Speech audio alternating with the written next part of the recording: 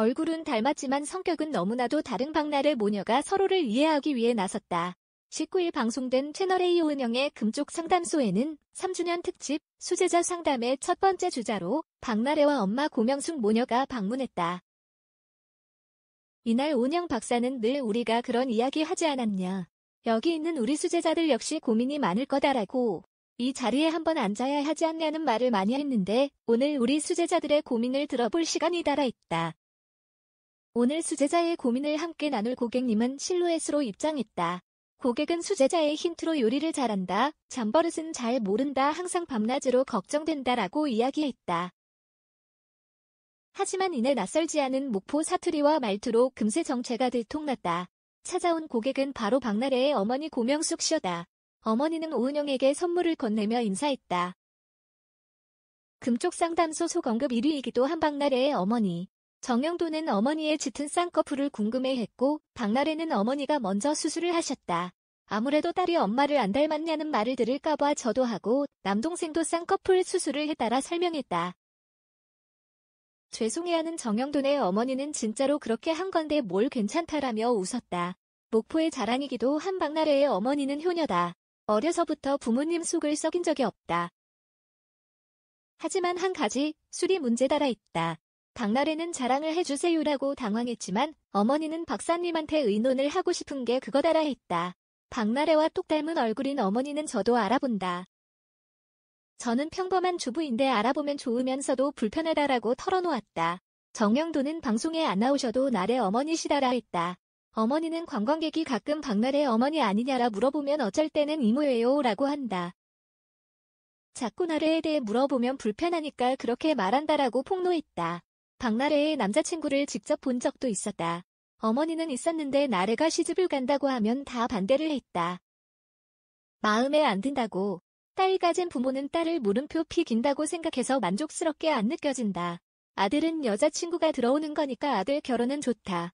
나래의 선택을 존중하기로 했다라 했다.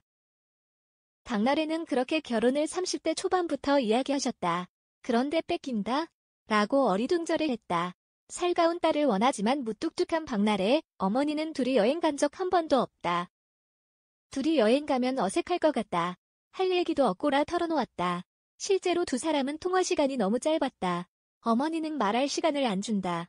다른 애들은 힘들면 엄마랑 타협하지 않냐. 나래는 저한테 말 안 한다. 자기 혼자 끙끙 앓는 건지라고 내심 속상해했다. 어머니는 단둘이 카페 가고 술을 마신 적이 없다. 속으로는 너무 좋아하고 사랑하지만 표현을 못한다. 막상 무슨 이야기를 하려고 딸에게 전화하면 바쁘다고 한다. 또 혹시 촬영이 있을까봐 전화를 못한다라 했다.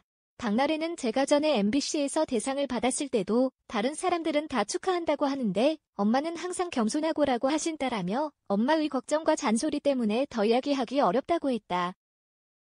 어머니는 나래는 지인이고 친구니까 대접하고 싶었던 것 같은데 술에 취하지 말아야지. 제일 먼저 취해서 방에 가자버리더라. 더군다나 성대 수술을 3번이나 해서 몸이 안 좋지 않냐라고 걱정했다.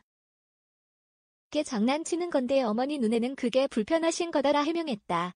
어머니는 나래는 혼자서 묵묵히 삭힌다. 딸이 힘든 걸 방송에서 보고 알았다. 고등학교 때부터 하숙하면서 홀로 서기를 했는데 내가 그 힘든 걸 알았으면 빚이라도 해서 보태줬을 걸 몰랐다라고 털어놓았다.